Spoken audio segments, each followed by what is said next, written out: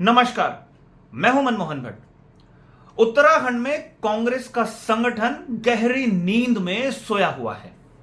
कांग्रेस 2 उपचुनाव जीत गई उत्तराखंड में और उसके बाद कांग्रेस को लगने लगा कि अब वो उत्तराखंड में अपराजित है। और दूसरी तरफ अगर बीजेपी को देखें तो लोकसभा चुनाव लगातार तीसरी बार जीती, 2 उपचुनाव हारी और उसके बाद एक उपचुनाव के लिए पूरी टीम को केदारनाथ में उतार दिया है। कंपैरिजन देखिए, बीजेपी के प्रदेश प्रभारी हैं दुष्यंत गौतम। वो लगभग हर महीने उत्तराखंड आते हैं और उत्तराखंड के वरिष्ठ नेता भी लगातार दिल्ली जाते हैं और बार बार बैठकें चलती हैं। कांग्रेस की प्रदेश प्रभारी हैं शैलजा, जो उत्तराखंड सिर्फ नाम के लिए 1-2 बार आई और दिल्ली में उनकी किसी से कोई खास मुलाकातें होती नहीं है। एक आध बार कोई बैठक हुई तो यहां से सारे पदाधिकारी दिल्ली जाकर मुलाकात करके आए। दूसरा अंतर देखिए, केदारनाथ का उपचुनाव है और वहां पर बीजेपी ने एक पूरी टीम को उतार दिया है। 5-5 कैबिनेट मंत्री जो मंडल हैं बीजेपी के, उसके प्रभारी बनाए गए हैं। एक मंडल का एक प्रभारी, यानी 5 मंडल है तो 5 प्रभारी तैयार किए गए हैं। और बीजेपी के जो महामंत्री हैं उन्होंने तो 1.5-2 महीने से केदारनाथ विधानसभा क्षेत्र में ही डेरा डाला हुआ है। कांग्रेस को अगर आप देखेंगे तो कांग्रेस का अभी तक प्रभारी तय ही नहीं हुआ है कि कांग्रेस का प्रभारी कौन होगा केदारनाथ विधानसभा के लिए, जो चुनाव की तैयारियां करेगा, चुनाव लड़वाने में मदद करेगा।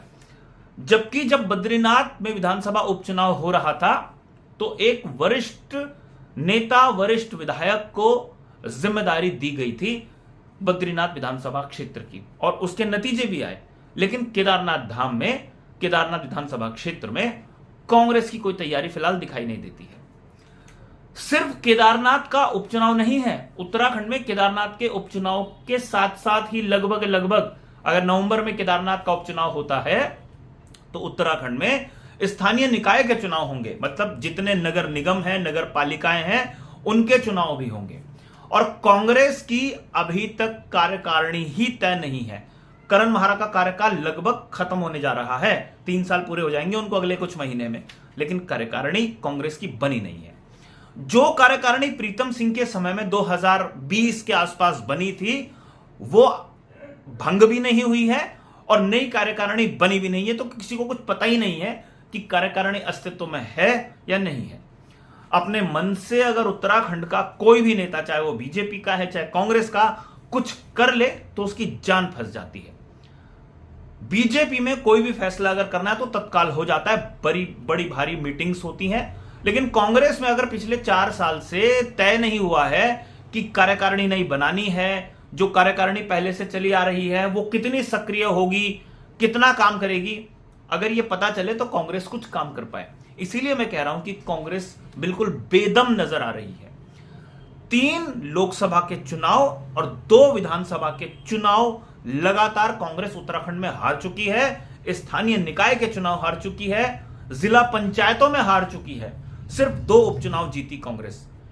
उसमें भी अगर आप बद्रीनाथ सीट को देखें तो बीजेपी की वो सीट थी नहीं। राजेंद्र भंडारी कांग्रेस छोड़कर बीजेपी में आए थे, चुनाव हार गए। कांग्रेस के पास वो सीट थी, कांग्रेस के पास ही रही। हालांकि प्रतिष्ठा का वो सवाल था, प्रतिष्ठा बीजेपी की धूमिल हुई।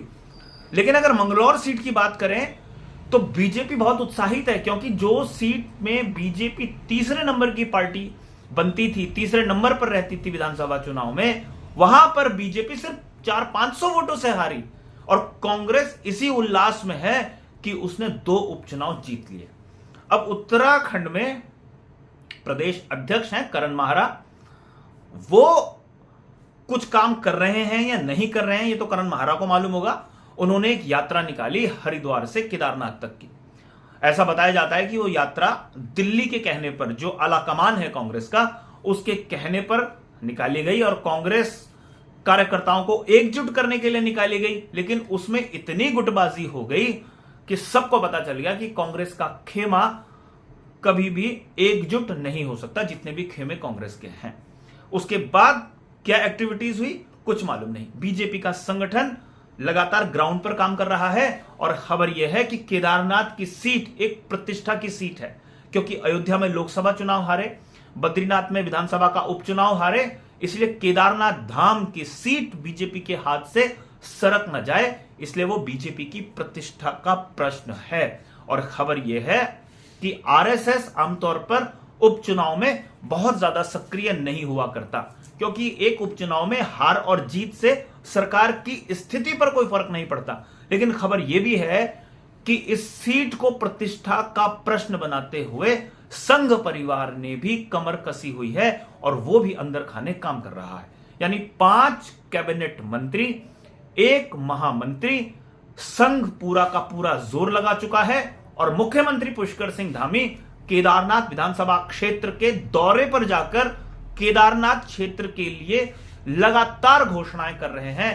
इसीलिए मैं कह रहा हूं कि कांग्रेस बेदम हो गई है, क्योंकि नवंबर के महीने में केदारनाथ का उपचुनाव ही नहीं है बल्कि स्थानीय निकाय के चुनाव भी है। और बीजेपी की जो तैयारियां दिखती हैं वो आभास दिलाती है कि बीजेपी एक्टिव मोड में हमेशा रहती है, हमेशा इलेक्शन मोड में रहती है। और कांग्रेस 2 उपचुनाव जीतने के बाद सो सी गई लगता है, दिखाई दे रही है। अब करण महारा दिल्ली जाएंगे, करण महारा अपने आला कमान से बातचीत करेंगे, करण महारा कुछ दिल्ली से संदेश लेकर आएंगे, मालूम नहीं है।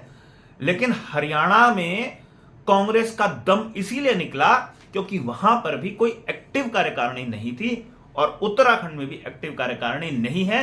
परिणाम उत्तराखंड का विधानसभा चुनाव, उत्तराखंड में लोकसभा चुनाव के नतीजे दिखाई दे रहे हैं। अब आगे क्या होगा कांग्रेस बेहतर जानती होगी कि उसे क्या करना है। अभी के लिए साथियों इतना ही। अगली रिपोर्ट में आपसे फिर मुलाकात होगी, तब तक इजाजत दीजिए। नमस्कार।